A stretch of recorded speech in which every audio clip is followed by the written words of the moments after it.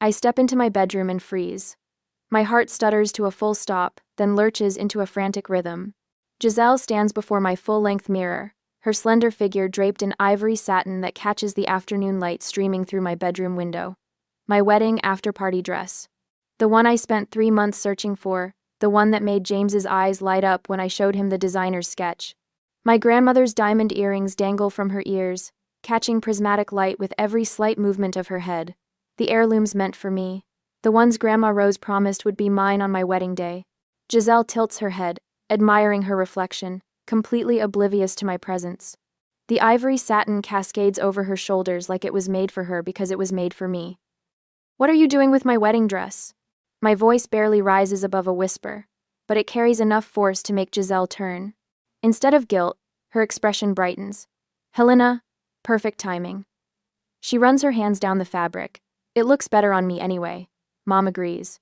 The words hit me like a physical blow. Behind me, a floorboard creaks. I turn to find my parents hovering in the doorway, their expressions a mixture of discomfort and determination. They knew. Of course they knew. "Honey," Mom steps forward, her voice taking on that placating tone I know too well. "You'll have the main wedding gown. Can't you share just this once?" Dad nods, waving his hand dismissively. "Your sister has always looked stunning in white." Their words unlock a flood of memories. Giselle borrowing my designer shoes for a date, returning them scuffed beyond repair. My vintage purse coming back with makeup stains embedded in the leather. The cashmere sweater I saved 3 paychecks to buy, stretched beyond recognition after her weekend trip. Family comes first. I'd told myself each time, swallowing my objections, burying my resentment. Last winter flashes before me. The outfit I'd carefully styled for Senator Graham's daughter, the client who could have launched my styling career into the stratosphere. Giselle borrowing the ensemble for just an hour before I delivered it. The red wine stain spreading across the custom jacket like a wound. "This is strike one," my boss had warned, eyes cold with professional disappointment. When I confronted my parents, their response was swift. "Accidents happen. She's your sister." I stand straighter now, shoulders pulling back.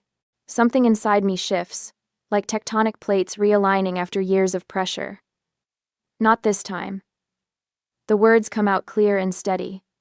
"Take it off." Silence fills the room, thick enough to choke on. Giselle's lips part in shock, her eyes widening with the unfamiliar sensation of being denied. "You can't be serious." She laughs, but it sounds hollow even to her ears. "Mom, tell her she's being ridiculous."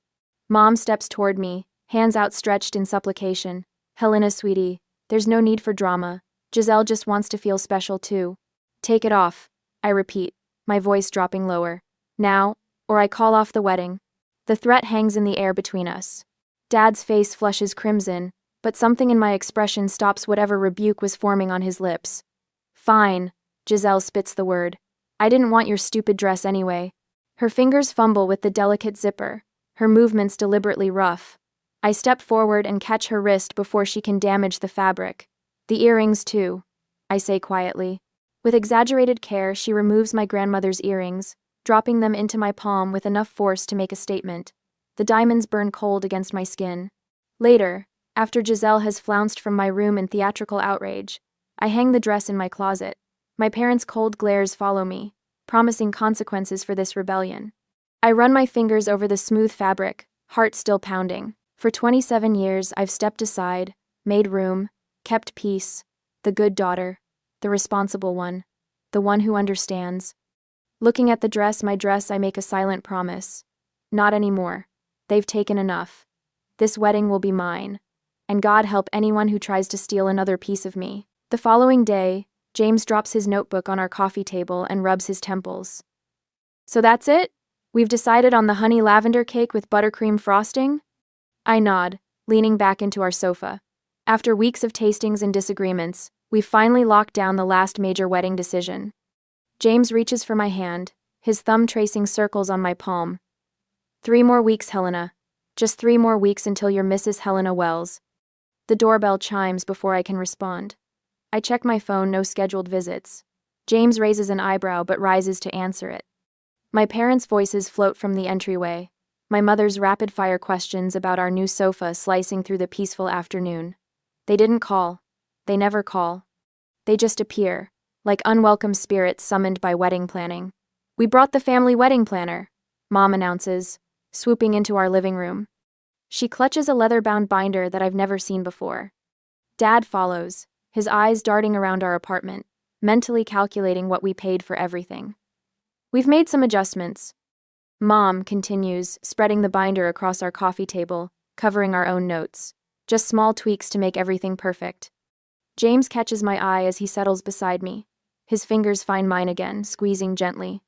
Mom flips to a page labeled Bridal Party and points to a new notation I've never seen. "We've added Giselle as co-bride with a matching white gown and coordinating jewelry."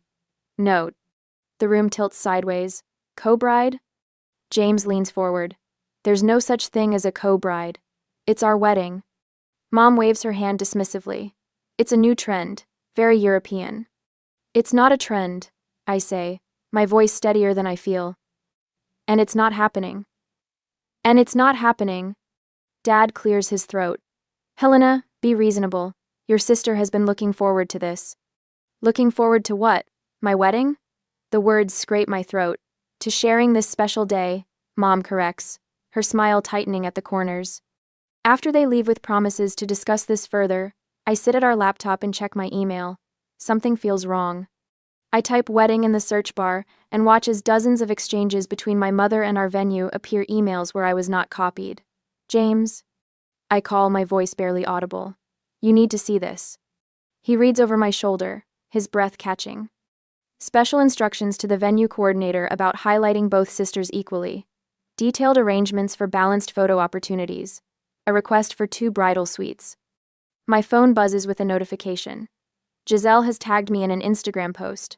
My stomach clenches as I open it.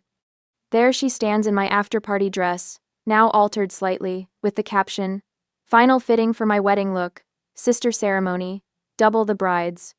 The comments flood with confused congratulations. "Didn't know you were engaged too. What's a sister ceremony? So cool you're both getting married." My phone rings, Aunt Catherine from Virginia.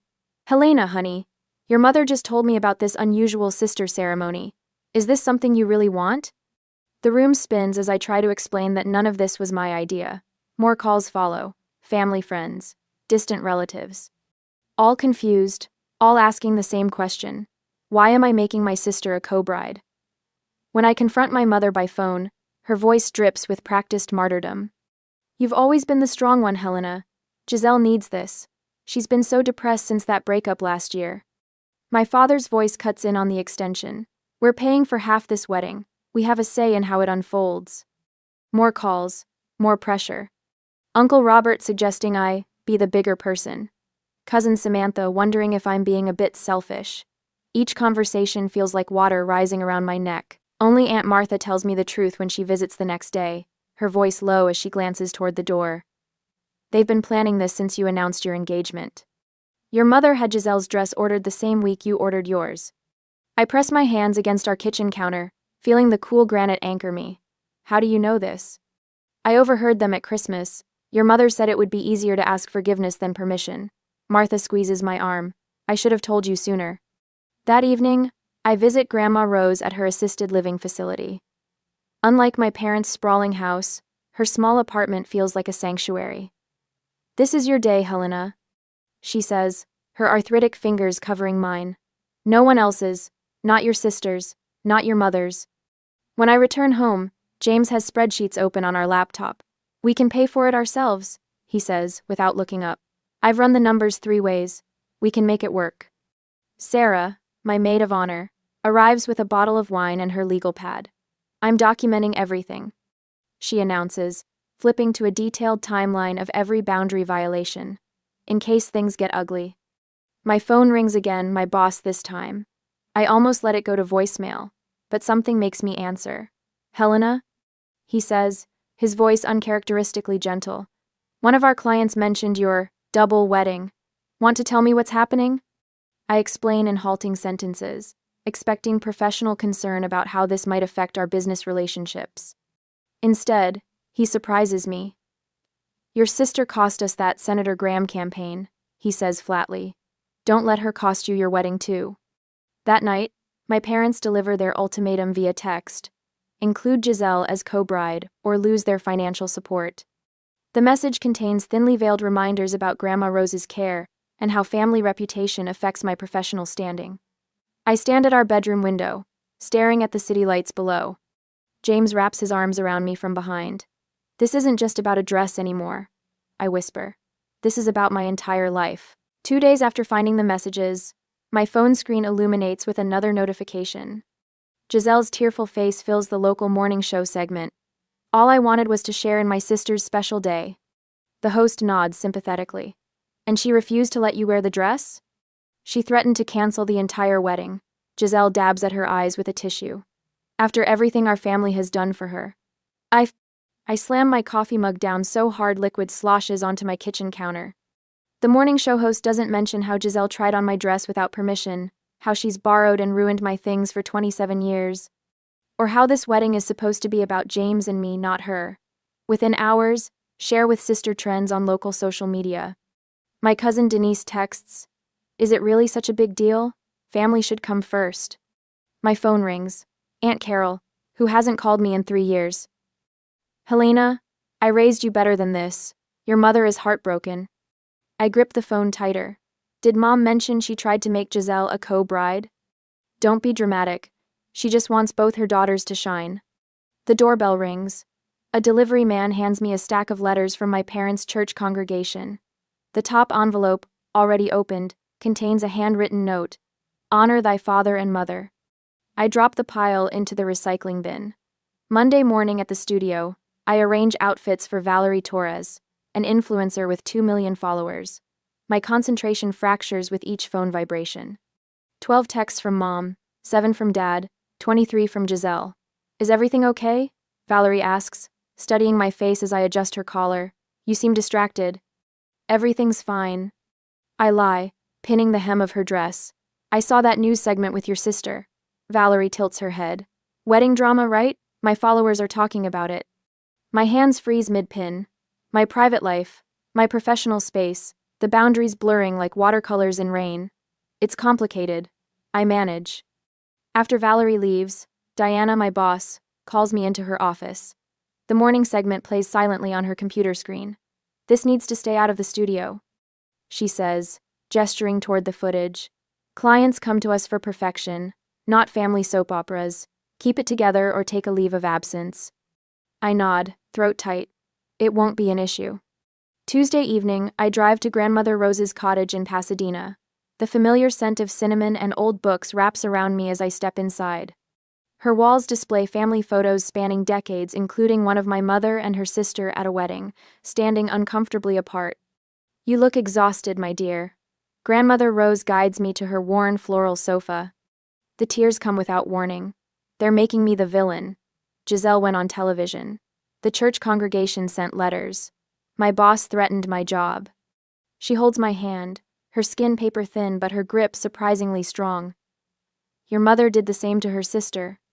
I look up, startled. "What?" "At Louise's wedding. Your mother wore white, insisted on standing next to the bride in photos, demanded matching flowers.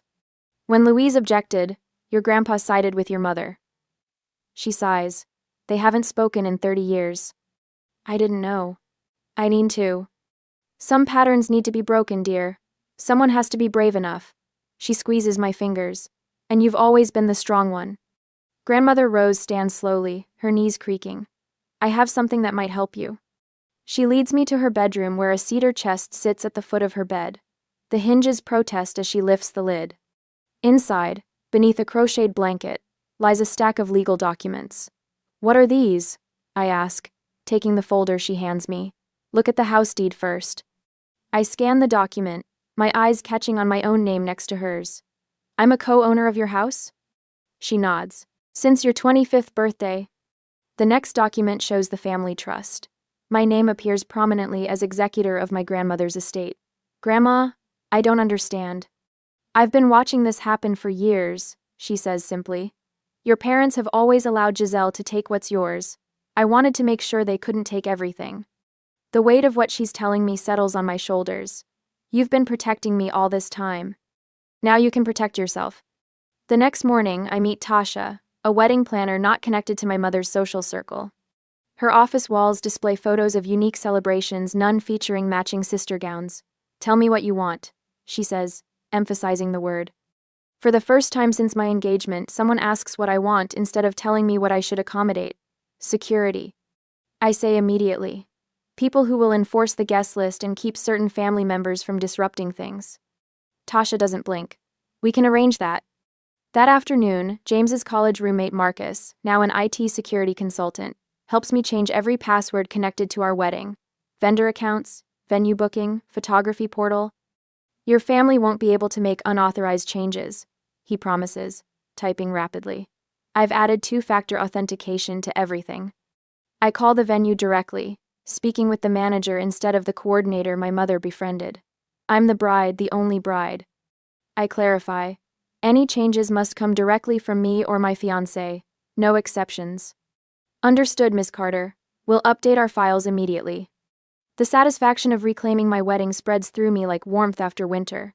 I transfer funds from my savings account to cover my parents' portion of the costs. The confirmation email arrives with a finality that feels like freedom. That night, I sleep in our apartment with my phone turned off. No texts demanding explanations. No calls filled with guilt. No social media notifications about family loyalty. James finds me on the balcony the next morning, watching the sunrise with a cup of coffee. "You look different," he says, joining me. I feel different. For the first time in weeks, my shoulders don't carry the familiar tension. The knot in my stomach has loosened. I've spent my life trying to keep peace by giving pieces of myself away. Now I'm gathering those pieces back, one boundary at a time. Some might call it selfish. I call it survival. Later that week, after I thoroughly checked every part of the plan, I met my family for dinner. "It's time to begin." "You were right," I tell my mother, watching her shoulders relax as she serves another helping of pot roast. "Family should come first." The dining room falls into stunned silence. Dad's fork pauses halfway to his mouth. Giselle, sitting across from me, narrows her eyes in suspicion before a slow smile spreads across her face. "I knew you'd come around," Mom says, patting my hand. The diamond on her wedding band catches the light, reminding me of Grandma Rose's earrings.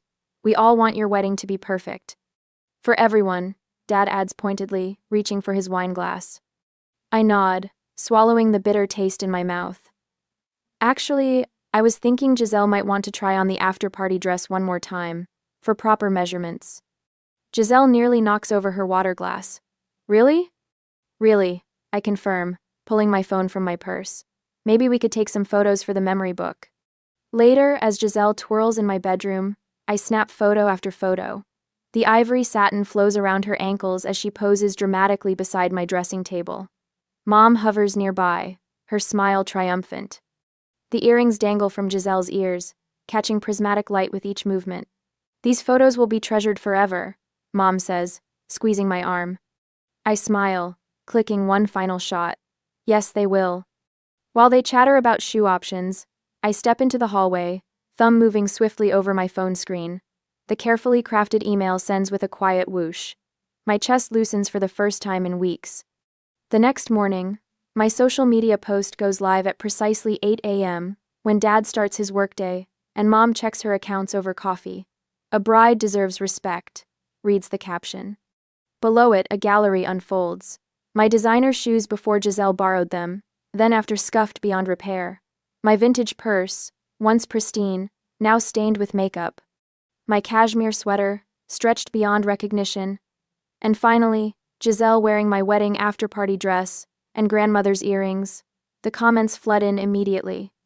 My professional colleagues rally with supportive messages and a hashtag that starts trending by noon. Bride not bullied.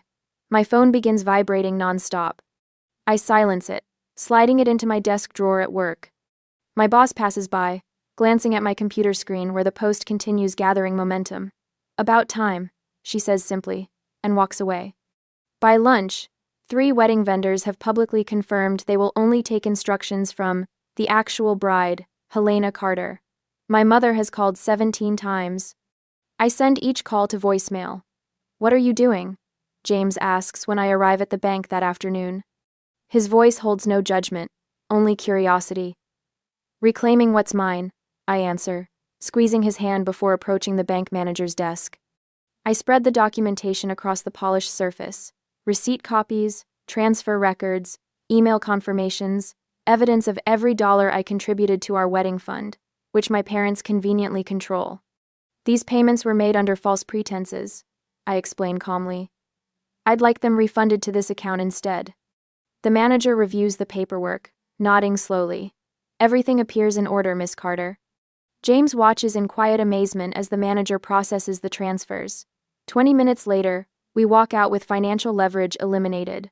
My parents can no longer threaten to withhold funds they no longer control. I record a brief message on my parents' answering machine. I've handled the payments. The wedding will proceed as James and I planned it. The dress disappearance is my final move. I know Giselle's schedule by heart. 27 years of accommodating her has its advantages. While she's at her hair appointment, I empty my closet of everything wedding-related. My phone buzzes with Giselle's name 30 minutes later. Where is it? Her voice trembles with rage. Mom and Dad are furious. I imagine they are.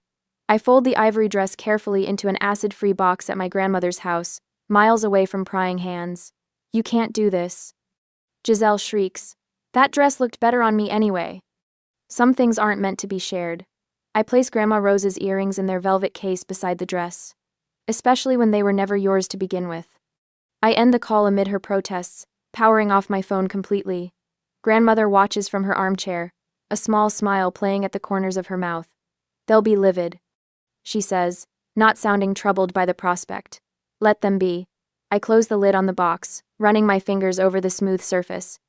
They've had control of my narrative for 27 years. The wedding is mine. Grandmother nods, reaching for my hand. And so, finally, are you. On the wedding day, I arrive at the venue 3 hours before the ceremony to find chaos already brewing. Through the glass doors, I spot Mom gesturing dramatically to the venue coordinator while Dad waves what looks like our contract in the air. Giselle stands slightly behind them, draped in a white dress suspiciously similar to my wedding gown. We had an understanding about the sister ceremony. Mom insists, her voice carrying across the marble foyer. It's a family tradition. The venue coordinator looks baffled. Ma'am, there's nothing in our paperwork about 2 brides. It's a verbal agreement, Dad blusters. We could pursue legal action for breach of contract. I grip James's hand tighter as we watch through the window. His college roommates, our impromptu security team, stand at strategic points around the entrance, looking both professional and immovable in their suits. Ready? James asks, squeezing my fingers. I nod. More than ever. When we enter, Mom's face pales. Giselle's mouth forms a perfect O of surprise. They didn't expect me for another hour, plenty of time to rearrange my wedding. Miss Carter, the coordinator rushes over, relief washing across her face. Perhaps you can clarify? There is no sister ceremony, I say, loud enough for the small crowd of workers to hear. My parents and sister are confused. I turn to Marcus, James's former linebacker friend now working security. Please ensure they stay in the designated family area until the ceremony. They're not authorized to make changes to any arrangements. Dad's face flushes crimson. You can't. I can, I interrupt, my voice steady. And I am. 2 hours later, I stand in the bridal suite with Grandma Rose adjusting my veil. My wedding gown, the main one, not the reception dress, Giselle tried to claim, cascades around me in waves of delicate lace. You look magnificent, Grandma says, her fingers trembling slightly as she secures the veil with a vintage pearl pin. Strong. Sarah, my maid of honor, returns from scouting the ceremony space. Your parents got the message. They're sitting in the front row looking like they've swallowed lemons. She grins. And Giselle keeps trying to make her dress look more bridal by adding flowers from the centerpieces. I should feel nervous, but a strange calm has settled over me. Let's do this. The processional music swells as I take Grandma's arm. We planned this carefully, no father walking me down the aisle. Instead, the woman who showed me what real support means guides me toward my future. As we enter, I hear the celebrant's voice ring clear. Today we gather to witness the union of Helena and James only.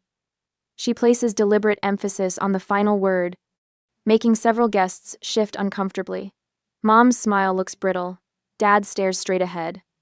Giselle fidgets with her costume jewelry, a poor imitation of Grandma's diamonds currently nestled in my bridal suite safe. I lock eyes with James and never look away. His smile becomes my anchor as I glide past the family that tried to steal even this moment. The reception begins with delicious tension as I emerge from the bridal suite in my ivory satin after-party dress, the one from the ambush. Grandma's diamond earrings catch the chandelier light with every movement of my head. The symmetry feels perfect. You reclaimed it, Grandma whispers, adjusting one earring. Everything, I confirm. Giselle sits at the family table, her expression fluctuating between outrage and calculation. Mom's anger shows in her white-knuckled grip on her champagne glass. The photographer captures it all, immortalizing their displeasure alongside my joy. When it's time for toasts, I rise first. To those who truly support us and respect our boundaries, I say, raising my glass toward Grandma, then James, then Sarah. Notably absent from my gesture, the front family table. The party flows perfectly until I spot Giselle sidling toward the DJ booth. Mom follows close behind, whispering urgently to the wedding planner who shakes her head firmly. Special sister toast. I hear Mom insist. It's traditional. Before Giselle can grab the microphone, James's best man intercepts her with practiced ease. The bride's playlist is quite specific, he says pleasantly, steering her away. I cross the dance floor, stopping directly in front of my sister. Not today, I tell her quietly. Not ever again. Her eyes widen. For once, she seems to understand, I mean it. 20 minutes later, Dad corners me near the cake table. We need to talk. Now. I follow my parents into a small side room, where Mom immediately dissolves into tears. You've humiliated us in front of everyone we know. Dad hisses. You'll regret this public display. Mom dabs her eyes dramatically. After all we've done for you, the sacrifices, the support. I study them both, really look at them perhaps for the first time. Mom's tears that appear and vanish with strategic precision. Dad's authority that crumbles when challenged. Thank you, I say finally. They look startled. For what? Mom asks cautiously. For showing me exactly who you are. I straighten my grandmother's earrings. Now I know exactly who I need to be. And... Dad steps forward. If you walk out that door... You'll what? I ask. Take my car? My inheritance? My wedding dress? You've been taking pieces of me my entire life. There's nothing left for you to claim. I open the door, pausing in the threshold. Enjoy the cake. I picked chocolate because it was the only flavor Giselle hates. The reception continues without them. James finds me on the dance floor, pulling me close as we sway to our song. Over his shoulder, I watch my grandmother chatting happily with his parents, her diamonds catching the light with every laugh. Some jewelry isn't just decoration. Sometimes, it's armor. 6 months later, I stand in the bay window of our Connecticut living room, watching autumn leaves spiral across the lawn. 3 states and 800 miles now separate us from my family. The distance feels like oxygen. More coffee? James asks, patting across the hardwood floors in his weekend socks. Please. I accept the mug, inhaling the rich aroma. I was just thinking how quiet it is. No unexpected visits, no drama, no one borrowing my things. James settles beside me on the window seat. Your mother called again yesterday. I know. I curl my fingers around the warm ceramic. I'll call back next week. On my terms, with my boundaries in place. And if they push back? I shrug. Then the conversation ends. They're learning I mean what I say now. James kisses my temple. I'm proud of you. I can breathe here, I whisper, the simple truth of it still astonishing. Grandmother's silver Buick pulls into our driveway later that afternoon. Her move to the senior living community 10 minutes from our house was the best decision we made after the wedding. She settles at our kitchen table while I prepare tea.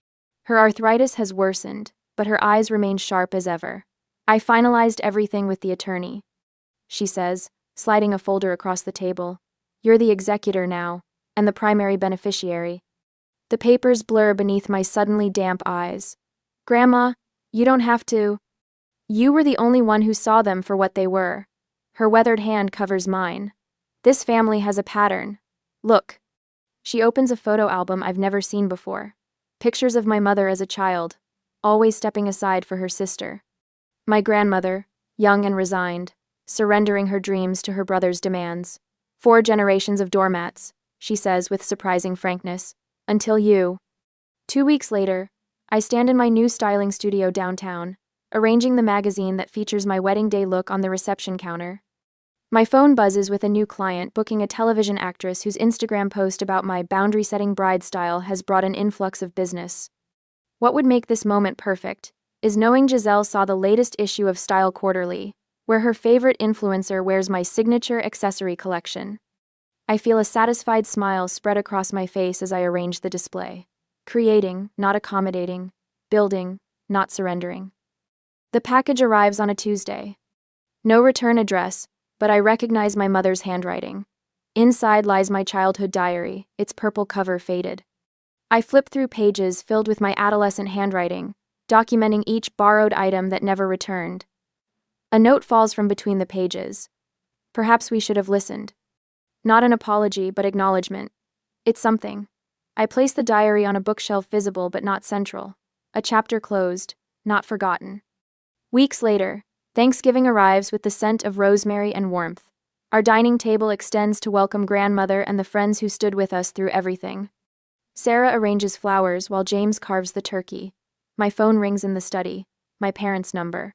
"Do you need to get that?" Grandmother asks, knowing exactly who's calling. "Tomorrow," I decide, returning to the table. Today is for joy. Today is for joy. We raise glasses as James offers a toast. To chosen family and hard-earned peace. I look around at these people who love without conditions, who support without manipulation, and feel the rightness of this moment. Some things are worth keeping. Some things are worth sharing. And some things like your self-respect should never be given away. As we laugh and pass dishes, I wonder what stories others might share about drawing their own lines in the sand. What finally gave them the courage to say enough? Perhaps their journeys echo mine. The phone stops ringing. Tomorrow is soon enough. Friday night at 8:06 p.m. The exact moment my life cracked in two. I'd just finished paying this month's family bills. The usual routine of transferring funds from my account to cover Dad's car payment, Mom's prescriptions, and Willa's perpetually late rent. My spreadsheet glowed on the laptop screen. A meticulous record of familial duty I'd maintained for 5 years straight. Never missed a month. Not once.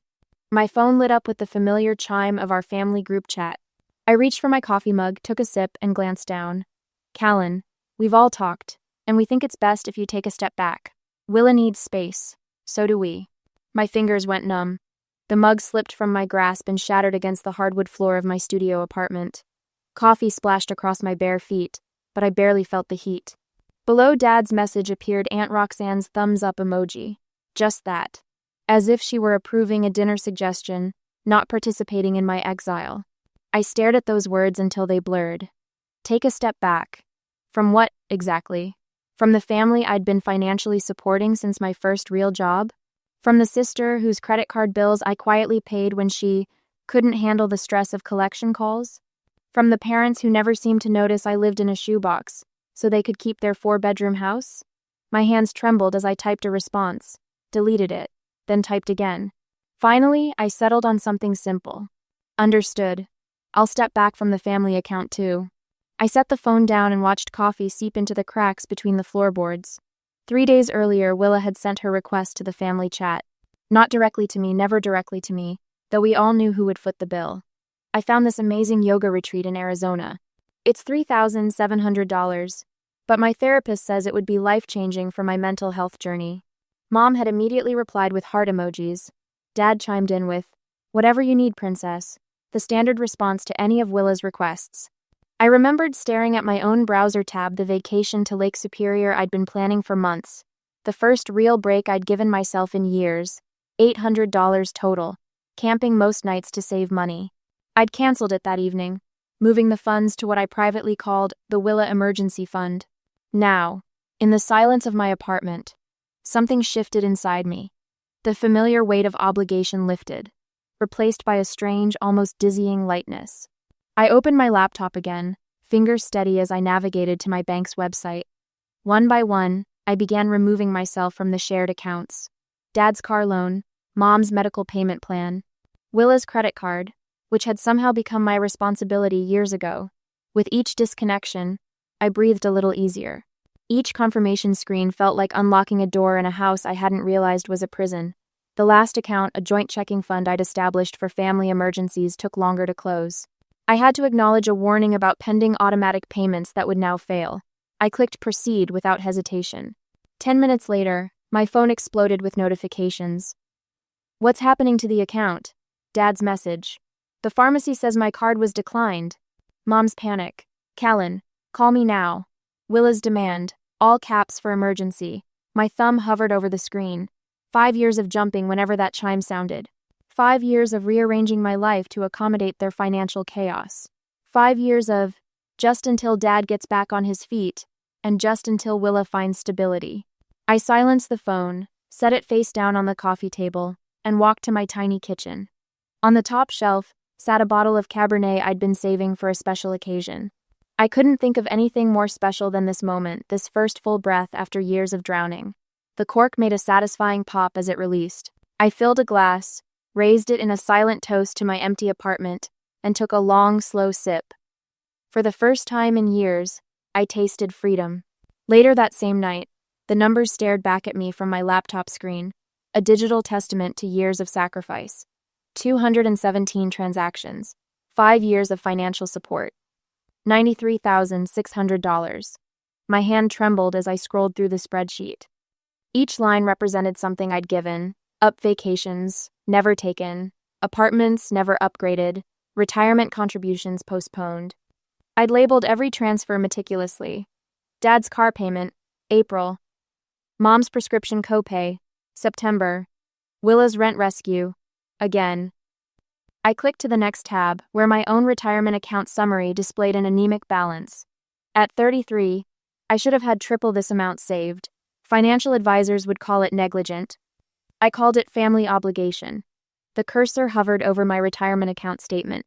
Projected balance at 65, barely enough for 5 years of modest living. Meanwhile, Willa had just posted photos from her third weekend getaway this year. The Sunday dinner table at my parents' house felt like a tribunal. Dad sat at the head, carving the roast with surgical precision. Mom bustled between kitchen and dining room, her movements jerky with nervous energy. Willa slouched in her chair, eyes deliberately red-rimmed from what I suspected was more performance than genuine distress. Aunt Roxanne arranged silverware with unnecessary attention to detail, not meeting my eyes. Everyone except me had arrived early. The empty chair might as well have had defendant painted across its back. Nice of you to join us, Dad said, his tone carrying the same edge as his carving knife. We weren't sure you'd come. I set my purse on the sideboard. I said I would. Well, after what you did. Mom's voice trailed off as she placed a bowl of mashed potatoes on the table.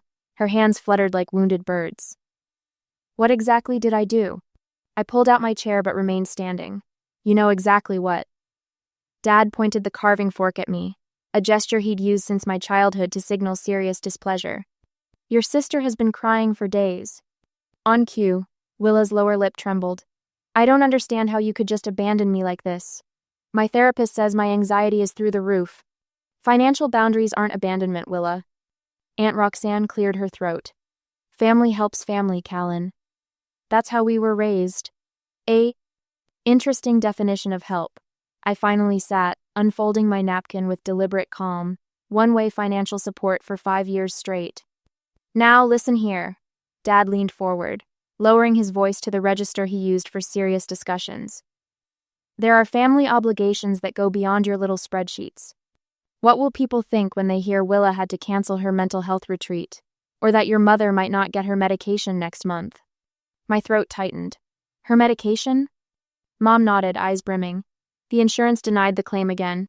The appeal takes 6 weeks, and without your help with the copay. And my car payment is due Tuesday, Dad added. The dealership doesn't care about family emergencies. Willa's rent is already late, Aunt Roxanne chimed in. Though I'd never covered Willa's rent through her before, her landlord is threatening eviction. The weight of their expectations pressed against my chest. Mom's medication was for her heart condition, a condition that had sent her to the emergency room twice last year. The thought of her missing doses made my stomach clench. I have the spreadsheet right here, I said quietly, pulling out my phone. I turned the screen toward them, the columns of numbers glowing between us like a shield. 5 years, 217 transactions, $93,600. Dad's face reddened. Mom stopped mid-reach for the gravy boat. Willa suddenly found her water glass fascinating. That's what I've given. Not loaned given. while living in a studio apartment smaller than this dining room. The silence stretched between us, broken only by the tick of the grandfather clock in the hallway. As I drove home that night, I wondered if I should maintain complete silence or send them a detailed accounting of everything I'd sacrificed. Would documenting the truth help them understand, or would it just give them new ammunition to use against me? What would you do when those who should appreciate you most take you entirely for granted? The traffic light turned red, and I stopped, watching raindrops race down my windshield. Each droplet charted its own path, joining others, growing stronger before disappearing at the edge. Some family ties, I was beginning to realize, followed the same pattern, gathering momentum until they vanished completely. My phone buzzed for the third time that morning 2 days later. Another concerned relative called about Willa's social media post. I let it ring through to voicemail, adding to the growing collection I had no intention of hearing. The screen lit up with a notification. Willa had tagged me in her latest update. When family abandons you during a mental health crisis, you learn who truly cares. Mental health matters. Abandoned by blood. I scrolled through the comments. 37 sympathetic responses, including 3 from Aunt Roxanne, who had apparently appointed herself Willa's chief defender. "Just talk to your sister," said the latest voicemail from Cousin Beth. "We're all so worried about her. How could you cut her off during treatment?" Treatment. As if a luxury yoga retreat with hot stone massages counted as medical necessity. My email pinged with a new message. Support Willa's healing journey, a fundraiser. The sender. Aunt Roxanne, of course. The message detailed how my sudden financial abandonment had left my sister vulnerable and without resources for critical mental health care. I closed my laptop and surveyed my apartment. All 450 square feet of it, the fold-out couch that doubled as my bed, the mini refrigerator humming in the corner. The shower that ran cold after 4 minutes. 5 years ago, I'd lived in a spacious one-bedroom with a balcony overlooking the park. Then Dad lost his job. Mom needed that specialized medication not covered by insurance. Willa couldn't handle the adult pressure of regular employment, just until things stabilize, Dad had promised. I opened my financial records folder, the one I kept separate from the family spreadsheet. 5 years of sacrifice laid out in neat columns. Retirement contributions reduced, then stopped entirely. 4 canceled vacations, including the photography workshop in Vermont I'd saved for since college. The down payment fund for a condo that never grew past the initial deposit. The emergency appendectomy I'd paid for out of pocket rather than use the family fund for myself. For years, I'd diverted 2/3 of my income to keep my family afloat, while they maintained their comfortable lifestyle without a single adjustment. My doorbell rang. The mail carrier needed a signature for a certified letter. The return address surprised me. Uncle Dean, Dad's brother who'd been effectively excommunicated from family gatherings years ago for reasons no one discussed. I signed for the envelope, sliced it open, and unfolded a single sheet of paper with just 2 sentences.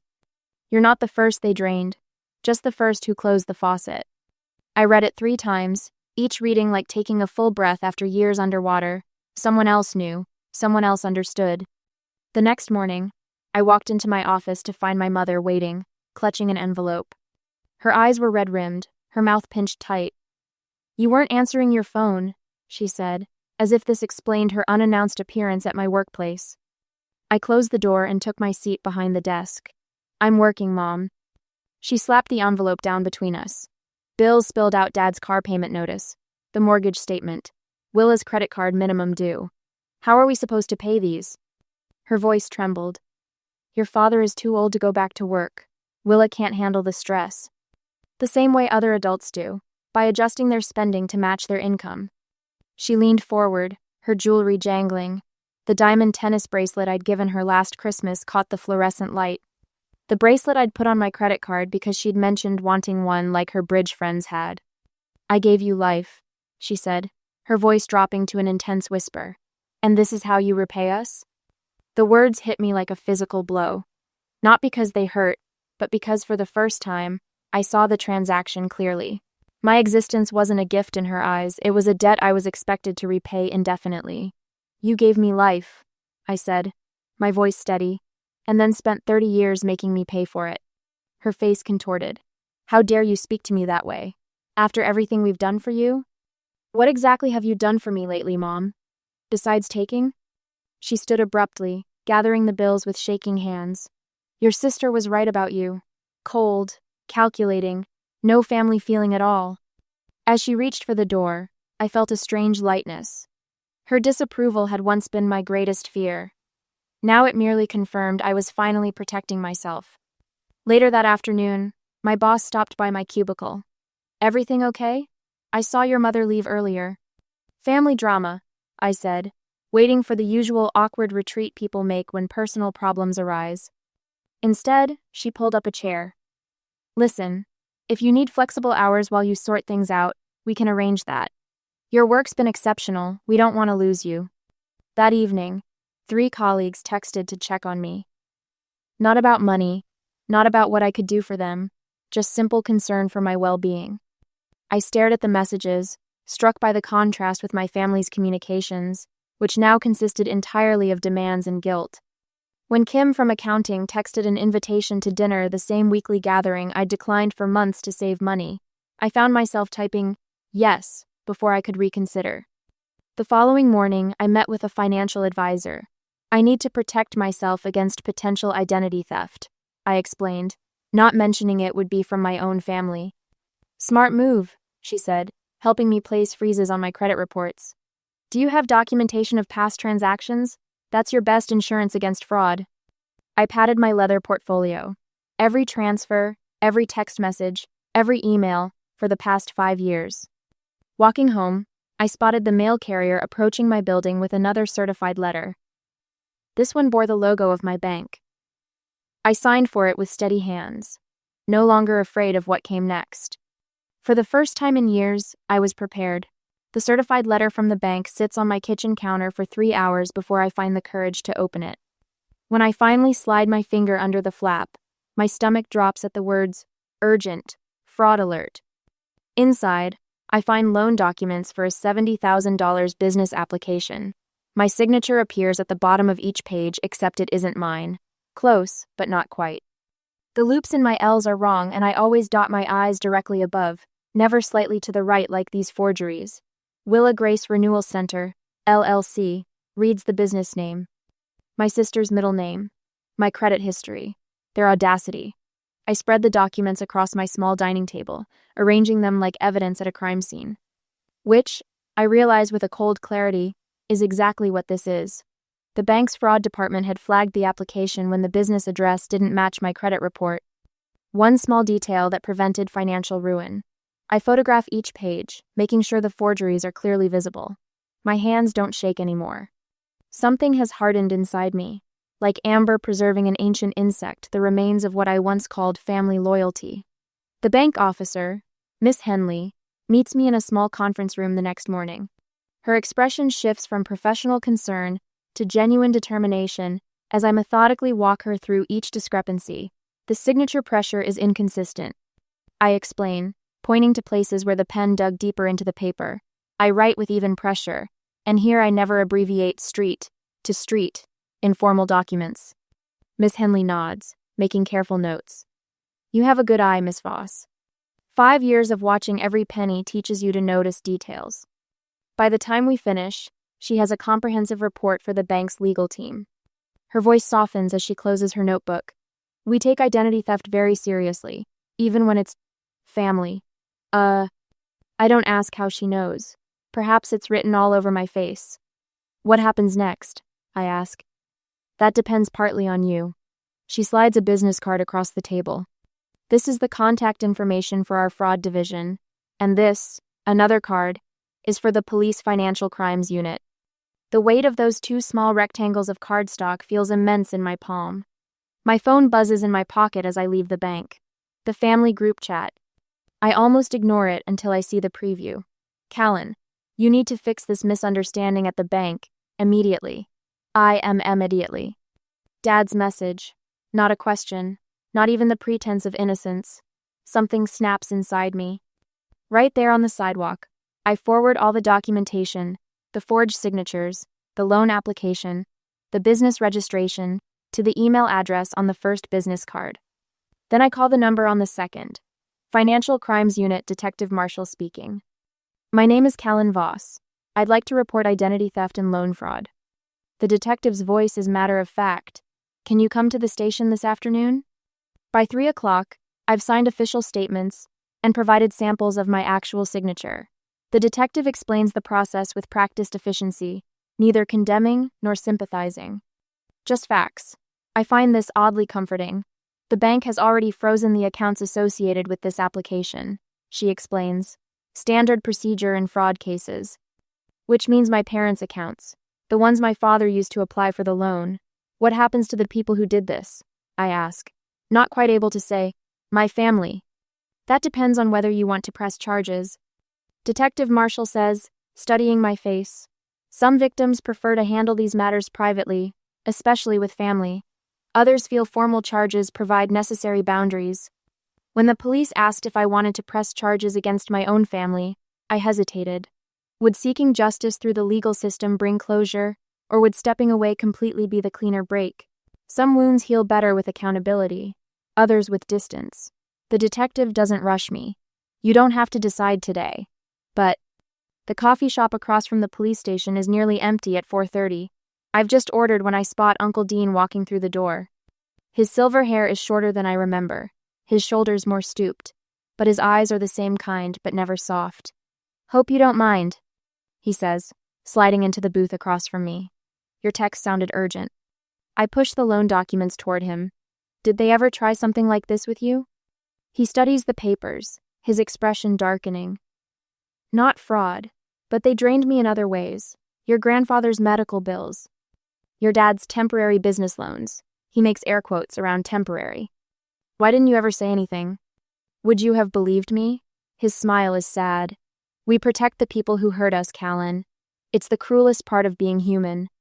I tell him about the frozen accounts, the detective's questions. He listens without interruption, occasionally nodding as if confirming something he already knew. They'll come at you hard now, he warns. Guilt, threats, tears, whatever worked in the past. They've lost their leverage. Not all of it. You still care what the family thinks. That's their last hook. He's right, and we both know it. I'm not pressing charges, I finally decide, but I'm not fixing this for them either. Uncle Dean reaches across the table and squeezes my hand. That's your right. Sometimes walking away is the kindest thing you can do for everyone. 3 days later, Aunt Roxanne calls to tell me Dad has gone back to work. He had to unretire, she says, her voice sticky with fake concern. The bank situation, you know. Such a misunderstanding. Not a misunderstanding, I correct her. Fraud. The silence stretches between us until she changes the subject. Will is moving back home for a while. Her rent checks are bouncing. Of course they are. The enablers will always find a new way to enable. I have to go, I say, not bothering to mask my satisfaction. Some of us have jobs to get to. I hang up before she can respond. Through my window, I watch clouds gathering for an afternoon storm. The sky darkens, but for the first time in years, I feel something like clarity, like light. The next day, the thick cream-colored envelope arrived with the law firm's embossed letterhead catching the morning light. I recognize the name Treadwell and Associates, the family attorney who drafted my grandmother's will years ago. My coffee cooled beside my laptop as I sliced the envelope open with my index finger. The letter inside was expertly crafted manipulation dressed in legal language. Dear Ms. Voss, we write on behalf of the Voss family to suggest mediation regarding recent financial misunderstandings. Your parents acknowledge certain mistakes in communication and are prepared to offer partial repayment of funds as a gesture of goodwill. I snorted, nearly spitting out my coffee. Partial repayment? After 5 years and nearly $100,000? The letter continued with the subtle threat embedded in the third paragraph. Family matters becoming public record rarely benefit any party involved. Mediation offers discretion that court proceedings cannot. NDH. Court proceedings. As if I'd be the one facing legal consequences after what they'd tried to pull with that fraudulent loan application. I folded the letter precisely along its original creases and returned it to the envelope. Then I pulled up my email and typed a response that took less than 2 minutes to compose. Mr. Treadwell, thank you for your correspondence. There is nothing to mediate. Consider this matter closed. Callan Voss. I hit send, then turned to the other envelope on my desk, the one I'd been waiting for all week. The company letterhead of Meridian Financial Operations gleamed at the top of the page. My promotion to Financial Operations Director was official, along with the transfer to their Chicago office. $75,000 base with quarterly performance bonuses. I whispered to myself, running my finger over the salary figure, nearly double what I'd been making. My phone chimed with a notification. The realtor had sent photos of the 2-bedroom condo in Chicago's Lincoln Park neighborhood. Hardwood floors, stainless appliances, a small balcony overlooking a tree-lined street. 1,200 square feet, nearly triple the size of my current studio. I opened my financial planning spreadsheet and adjusted the numbers. With the salary increase, I could max out my 401 Kelvin contributions for the first time ever. The retirement calculator showed the compounding effect 30 years from now. Those contributions would grow to 7 figures. My emergency fund was already healthy again after the family drain had stopped. "Look at you go," I said to my reflection in the laptop screen. 3 weeks later, I found myself back in Minneapolis, packing the last of my belongings before the moving truck arrived. I'd underestimated how little I actually owned. 5 years of supporting my family had left little room for personal possessions. My stomach growled, reminding me I hadn't eaten since breakfast. The corner grocery store was just 3 blocks away. I'd shop there one final time. I grabbed my wallet and keys, enjoying the crisp autumn air as I walked. The familiar aisles welcomed me as I picked up a few essentials for my last night in the apartment. "Callan, is that you?" My shoulders tensed at the sound of Aunt Roxanne's voice. I'd managed to avoid any family encounters since the fraud attempt. Of course, my luck would run out on my final day in town. "Hello, Roxanne," I said, turning to face her. She stood clutching a basket of expensive imported chocolates and wine, likely for one of her famous dinner parties, where she'd spend the evening subtly criticizing everyone not present. "We've been wondering how you're doing." Her eyes narrowed, taking inventory of my appearance for signs of hardship. "Everyone's been so concerned." "I'm doing exceptionally well, actually." I reached into my pocket and pulled out the business card case I'd treated myself to last week. The silver case clicked open, and I handed her a card. Her eyebrows rose as she read the title. "Financial Operations Director? At Meridian? In Chicago?" "I start Monday." I smiled, not bothering to hide my satisfaction. "That's surprising." She tucked the card into her purse. "You know, your mother's blood pressure medication is quite expensive now that she doesn't have your help. Perhaps we should discuss setting up some kind of family emergency backup plan. Something modest, just for true emergencies." The laugh that burst from me startled us both. It wasn't bitter or angry, just genuinely amused. For the first time, I could see the absurdity of it all, with perfect clarity. "You know what, Roxanne?" I said, still smiling. I stopped mid-sentence, turned around, and walked away. The sound of my boots on the tile floor created a satisfying rhythm as I headed to the checkout without looking back. 2 days later, settled into a hotel in Chicago until my condo was ready, I received a text from Uncle Dean. Heard through the grapevine that Willa took a job at that insurance office. "First real job in years. Your parents are selling the boat and the timeshare. Thought you'd want to know." I sent back a simple thumbs-up emoji. Their financial reality was no longer my concern. That evening, my phone lit up with a message from an unknown number. "This is Willa. Can we talk? Really talk?" I stared at those words for a long time, my finger hovering over the reply button. Outside my hotel window, Chicago's skyline glittered with possibilities. Behind me lay 5 years of financial servitude and manipulation. Ahead stretched a future I was finally free to shape. The phone grew heavy in my hand as I considered my response. My laptop screen glows with possibilities as I scroll through vacation packages during lunch. Bora Bora, Greece. The Grand Canyon. Places that once existed only in the someday section of my dreams. Deciding between paradise options? Tough life, jokes Marcus, leaning against my office doorframe. I smile, turning the screen so he can see. Lake Superior, the trip I canceled last year. Going bigger this time, though, he notices, pointing to the lakeside cabin rental that replaced my previous camping plans. "I can afford nice sheets now," I say, checking my financial dashboard one last time. Credit score 812. Retirement contributions back on track. Emergency fund fully replenished. Numbers that tell the story of reclaimed stability. "Hey, got a minute? Shannon?" our newest financial analyst, hovers in the doorway. Her eyes carry the familiar weight I recognize all too well. My brother called again about co-signing his car loan. I gesture to the chair across from my desk. Close the door. As she describes her situation, her brother's poor credit history, her parents' pressure, I hear echoes of my past self.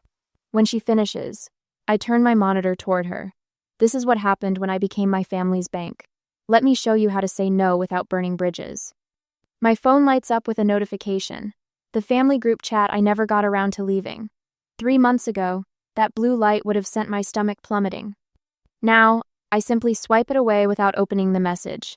Whatever crisis they're manufacturing today belongs to someone else. Shannon notices. Aren't you going to check that? No need. The lightness in my voice surprises even me. If it's important, they'll call. If they call, I'll decide then if I want to answer. Kaname. No guilt rises to choke me. No curiosity tugs at my attention. Just the peaceful forward momentum of a life unburdened by manufactured emergencies. Later that evening, wine glasses clink in my new apartment, a real one-bedroom with a view of the city park. Colleagues who've become friends gather around my dining table, the first I've owned that isn't collapsible. To Callan, says Marcus, raising his glass. And to boundaries that build better futures. Lisa, my boss who approved my flexible schedule during the worst of the family fallout, adds, and to knowing when to walk away. The conversation flows into the night, punctuated by genuine laughter, the kind that comes without calculation or consequence. 2 weeks later, I stand before a room of college students at a financial literacy workshop. Family obligation is real, I tell them, but so is financial self-preservation. Their faces reflect the confusion I once felt, that impossible space between love and survival. When a young woman raises her hand to ask about helping her mother with rent, just until she gets back on her feet, I recognize the beginning of a familiar path. Write down exactly what you can afford to give without compromising your future, I advise. That number is your boundary, not the starting point for negotiation. After class, I check my email. My application for the master's program in financial counseling shows, under review. My dating profile has 3 new messages from people who won't expect me to fund their life choices. Walking to my car, I stop at a bakery for coffee. The spring sunshine warms my face as the door swings open, and I nearly collide with Aunt Roxanne. Her eyes widen in recognition, then narrow calculatingly. Callan, what a coincidence. You look expensive. Good to see you, Roxanne, I say, meaning it. Success truly is the best revenge. You know, she begins, leaning closer. Your father's retirement isn't going as planned.